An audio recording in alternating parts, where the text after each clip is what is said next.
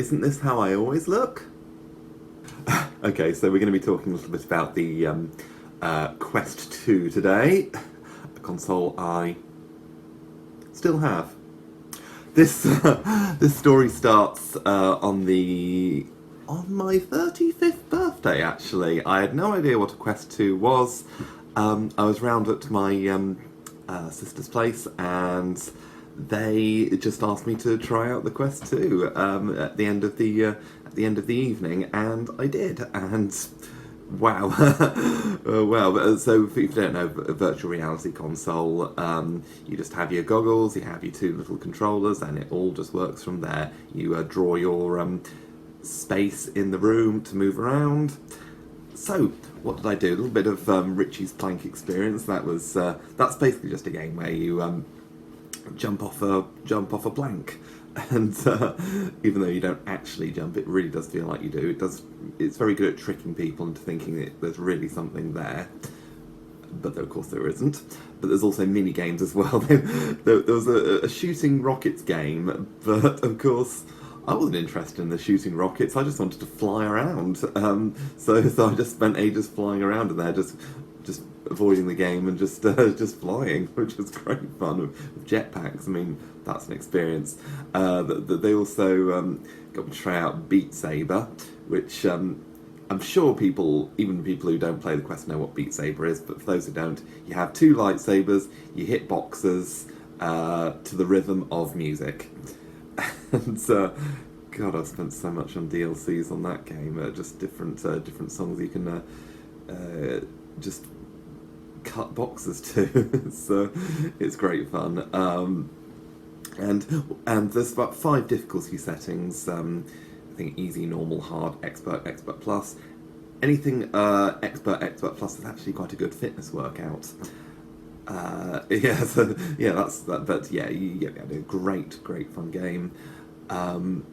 So a year later, I moved to South Korea, and I was there.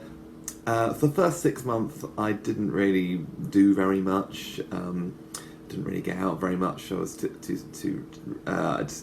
was all very overwhelming. So I was really upset how things were going. So one day I took a bus into Daejeon, and there was a theme street along there where there's a famous bakery, Sing Dam, I think it's called, and something like that. And there was also a gaming arcade there, and one of the arcade machines was a Quest 2 on Beat Saber. I had a go, and I was like, you know what? I'm earning good money out here.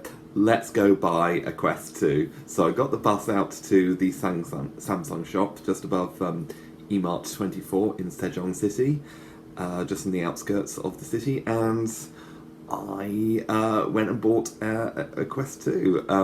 I just went up to the cashier and said, showed him a picture of Quest 2 and said, "Panayo," which means, "Do you sell it?" And I'd exhausted my English at that point, my Korean at that point. I had to. Thankfully, the guy spoke English, so that was good. And he asked me for the which version I wanted. I went for let's go for the higher capacity version, 256, whatever it is. And got home and I started downloading games. Beat Saber was obviously one. Then what else was there? Well, there was Hollow Point. That is an archery game.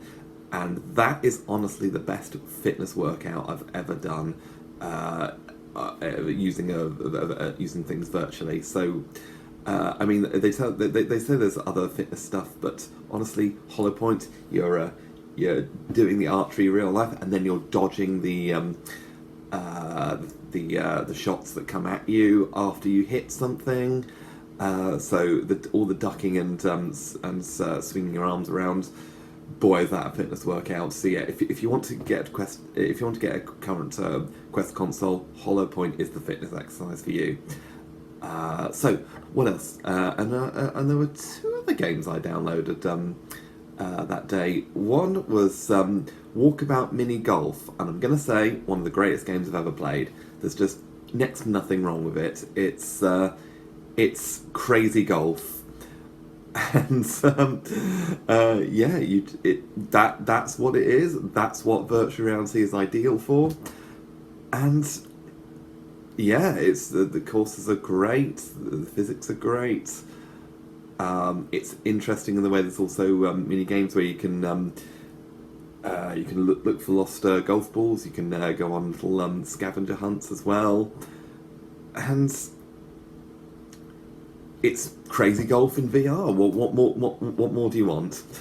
And it really is as amazing as it sounds. And the other game I bought was Gun Club VR.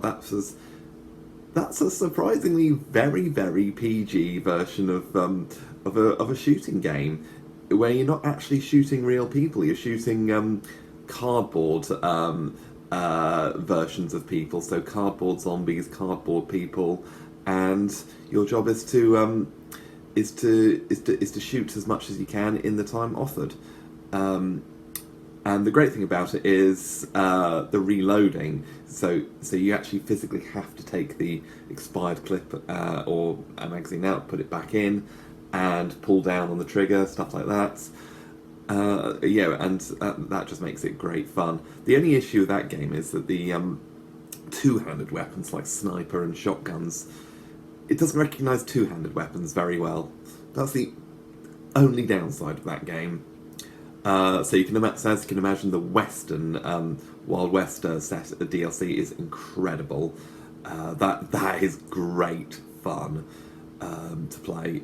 So yeah, that's a game I really recommend. Then I started expanding a little bit to other games over time. I got a table tennis game. That was good fun. Very difficult, but the downside of that one is you need a big play space for that one. But the AI are great to play against. Was not really much for multiplayer games on the Quest 2. I think single player is good enough, but I'll come to a multiplayer game later because I'm going somewhere with this.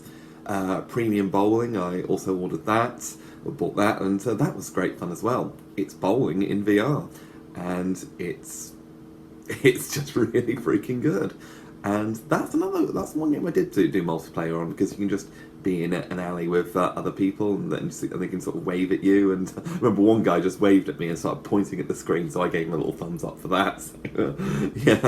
That was when I saw a score. So yeah, that was great fun. I'll talk a little bit about some of the apps as well on there, the non-gaming stuff. Big screen beta, that's great. You can just set up you can just watch films on there. You can connect your YouTube or Disney Plus or whatever accounts to it and set up an environment, so like set up a virtual cinema or a virtual super room or something for watching films and stuff. I watched a lot of Star Wars Clone Wars in there. What else? World, that's a good one. That's spelled WOOORLD, and I'm one of those people that likes going on Google Maps and just putting myself into 360 views of places. I love doing that. So doing that in VR, that's pretty much what it is. I know there's sort of other features there, but I'm one of those people that just can have a great time just being in a VR map. It's still images. There's no movement or anything, but they've had a recent update recently where there's like 3D cardboard simulation, so you can hover around there like in God Mode, so you can sort of hover around the Burj Khalifa, or the cardboard version of it. It really does look like a model village made out of cardboard, but it's great fun. That's a recent update. What else? Noun Town. Now that's one where I was learning a bit of Korean and Spanish on there, and that's good fun.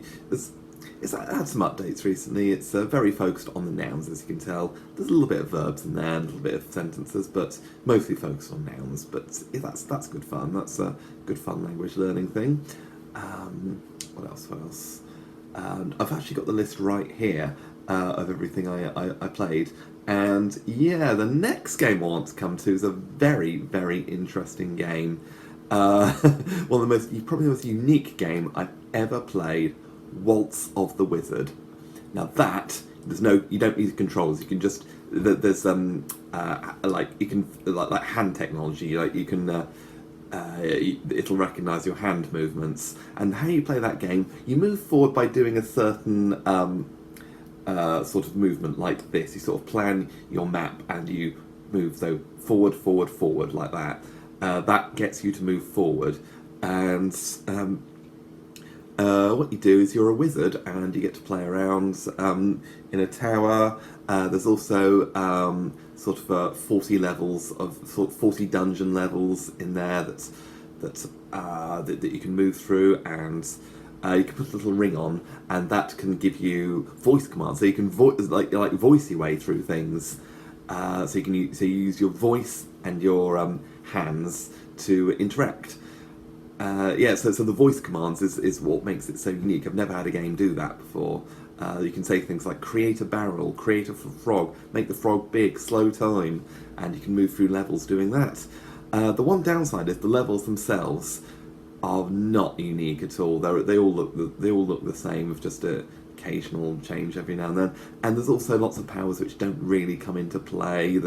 That game needed more puzzle solving. If they do a Waltz of the Wizard 2, they need to incorporate puzzle solving. Like, is there a reason why you need fireworks? Is there a reason why you need magnetize? They need to incorporate puzzles into a future Waltz of the Wizard game. But it's a good start to that game. That's great fun. That. What else did I play? I am just looking through the list of games that I played, and I've got 3 more to talk about. Another one of the best games I've ever played, Resist VR, made by the same people who did Gun Club. And you are swinging around like Spider-Man on cables around a city, but with guns as well. And that's a proper story as well. You play in first person. And that's more of a proper adventure than it is like a gimmick. So I won't reveal too much. But yeah, the swinging and shooting mechanics in that game are great. The soundtrack is so memorable. More people need to play Resist VR. It's so freaking good. Just seriously, you'll just love it. You'll love that game. If you ever have a Quest 2, just if you want to actually go through a story, there you go. That's the way you do it. It's not kind of open world. You sort of swing around one square island of a big city, which I think is based around something although it's very American. There's a lot of British voiced actors, and what's interesting is the cars drive on the left-hand side of the road there. So, or at least in my version. So, I don't know. Maybe it's. Maybe I'm reading too much into that, but anyway, not important. 2 more games to talk about. One interesting one, Stones of Harleth. That's another adventure one. It's mostly it's quite simple graphics. What's interesting about the game is that the NPCs are very 8-bit. So that's sort of like something you'd see on a Game Boy, which the graphics can probably turn people off, but I don't mind it, and I think it makes up for it for the way you cast magic. You sort of hold down your controller and make shapes, and that gives you stuff like fire and ice and things. And yeah, just if you're not put off by the 8-bit NPCs and just want to have fun in a fantasy world, then that's the game for you. I'm one of those that really enjoyed it. I mean, some people can pick up the graphics, but I was not. I enjoyed the spellcasting, the movements. It was just great fun. And the final game I want to talk about. Oh, this is the big one. V-Rider SBK rather. As the name suggests, based on the World Superbike Championship. And this is as close to an actual racing game as you can get on the Quest 2. I did play a game I completely forgot to talk about in my PS3 days was MotoGP 2014. I did play that game. I did enjoy it, but you stuck to a controller on that. But we have now got a VR motorbike game. I always said, the second I tried the Quest 2 the first time, I always said, this needs a motorbike game in VR, and of course it does. You hold the controllers like this, you literally rev and brake with the controllers sat like this. You can just sit down on your chair and do this. And, my God, and yeah, it is good fun. Now, I should point out that there are missing things. There's no damage. There's no tyre wear. There's no pit stops. There's no what else? There's no weather. So it's pretty basic in that sense. But don't get fooled in thinking it's sort of like this Project Cars 3 thing. The physics, the driving physics of this game are so much fun. What I compare it to is Grand Prix Legends on the PC. It's limited, but what it gives you, the experience it gives you, is fantastic.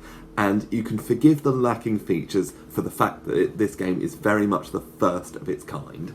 I can't think of any other game that does what this game does, allowing you to drive a motorbike in virtual reality and race realistically. You can race on some interesting tracks like Aragon, Estoril, Donington, and I don't know if the tracks are completely to scale. It does feel like they're a bit small, or maybe that's just because I'm just driving so fast. And the AI in that game are very, very easy to beat. That game is incredible. I remember the multiplayer in that, and you don't have to pay like you do on Xbox these days to get into a multiplayer race. You can just get into a multiplayer race. You can join the chat there, and it's very friendly. I mean, if you want a friendly racing experience with not too much crashing or people messing around, then J.Virago SPK is the game for you. I am amazed that other YouTubers have not talked more about this game. Jimmy Broadbent, Coyote Racing, Jarnier, all you guys, have you tried this game? I know cars are more your thing, but try this game and talk about this game more. More people need to play J.Virago SPK. It is just that freaking good. So that's pretty much it for the Quest 2. I have linked the Quest 2 recently to my PC to play R-Factor 2 and Ultima Ballista 2. I will talk about that. I'll talk about those in more detail in about 2 videos time or so. But that actually takes me up to 2024. And it's 2025 now as I'm recording this, so we're coming to the end of my video diary here. I've got 2 more videos to talk about. I want to talk a little bit about a bit more about the Xbox One, about what I did after I came back from South Korea, because there's a few games to talk about there. And now I think about it, there's another game series I've not talked about at all. Well, I've mentioned a few times, but I've not talked about this game series, so I think we'll have 3 more videos. But I'll talk a little bit about Xbox One next time, a little bit about some of the games that I played after racing Discord servers, so I'll do that next time. So thank you very much for watching, and I'm coming very close to the end. Thank you for sticking with me. Bye-bye.